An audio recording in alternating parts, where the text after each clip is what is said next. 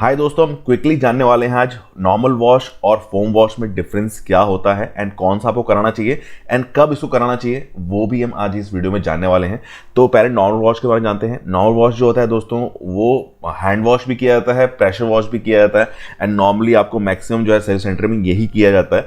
And जो foam wash होता है, फोम शैम्पू होता है जो कि एक लेयरिंग कोटिंग जो है वो बाइक में प्रेशर वॉश के बाद में की जाती है। उसके बाद उस फोम को निकालने के लिए अगेन एक प्रेशर वॉश किया जाता है, तो ये एक फोम वॉश होता है। एंड अगर हम जाने दोनों के बारे में डिटेलिंग एंड कौन सा बेटर है दोनों में, तो दोस्तों पहले बता दूं कि नॉर्मल वॉश में आप हैंड यूज़ करते हैं, फिर उसके बाद शैम्पू से हाथ से साफ करते हैं। और प्रेशर वॉश भी अगर आप कर रहे हैं तो प्रेशर वॉश में आप प्रेशर देके क्लीन करेंगे एंड कई सारे डस्ट एरियाज जो होते हैं, जो मोटी मोटी डस्ट लेयर होती है वो तो निकल जाती है, मगर बाइक की डिटेलिंग जो है वो देखने को नहीं मिलती है नॉर्मल वॉश में। एंड नॉर्मल वॉश में जब भी आप प्रेशर वॉश करने के बाद हाथ से साफ करते हैं ना, तो स्क्रैचेस लगने के ज़्यादा चांसेस होते हैं।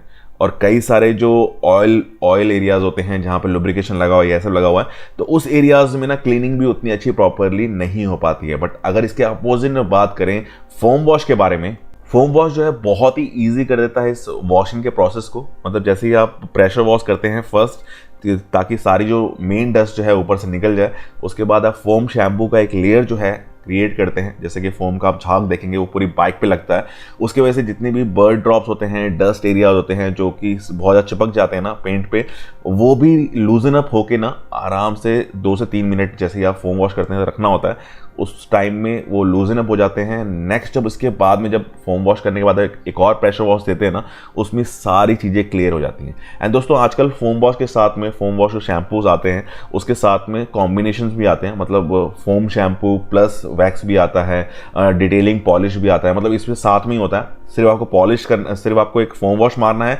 एंड पॉलिश मारने की जरूरत भी नहीं है। डिटेलिंग जो है बाइक में और ज़्यादा क्लियर जो है दिखने लग जाती है। जैसे कि आप देख रहे हैं सामने, ये देखिए अभी सारी जो चीज़ें हैं ना, फोम जो है नीचे गिरना शुरू हो रही है, उसके साथ में डस्ट भी जो है वो गिर जाती है, तो बाइक में बहुत सी डिटेलिंग आती है। उसके बाद जब आप रबिंग करते हैं तो बाइक में स्क्रैचेस लगने के चांसेस भी कम हो जाते हैं, बिकॉज एक स्मूथी एरिया जो है बाइक में बन जाता है। तो इसके बाद अगर आप क्लीन करते हैं तो बहुत सारे जो एरियाज हैं जहाँ पर आपका हाथ नहीं भी पहुँच पा रहा है, वहाँ जो है फोम वॉश जो है बहुत अच्छा वर्क करता है क्लीनिंग के लिए। तो दोस्तों ये तो था दोनों वॉश का डिफरेंस। अब बात आती है कौन सा बेटर है, तो ऑब्वियसली फोम वॉश जो है नॉर्मल वॉश से बेटर होता है, बट साथ ही साथ इसका प्राइस डिफरेंस भी बहुत ज़्यादा होता है। कि आपको जो नॉर्मल वॉश होता है, जो हैंड वॉश या प्रेशर वॉश होता है, वो 30 रुपये से लेके आपका 150 रुपये तक में हो जाता है नॉर्मली बाइक का।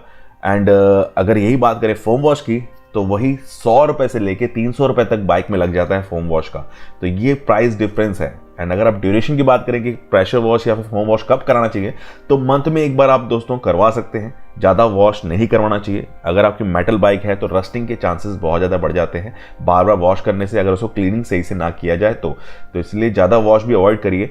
बट एक बार जो है प्रेशर वॉश करवा दी, जिससे कि जो जिद्दी दाग है ना वो निकल जाए बाइक से, बाइक की डिटेलिंग जो है और अच्छी है। एंड जैसे ही आप वॉश कराते हैं तो बहुत बाइक जो है वो लूजन अप भी लगती है और बहुत लाइट वेट जैसा जो है फील होता है। कई लोगों ने ये एक्सपीरियंस भी किया होगा।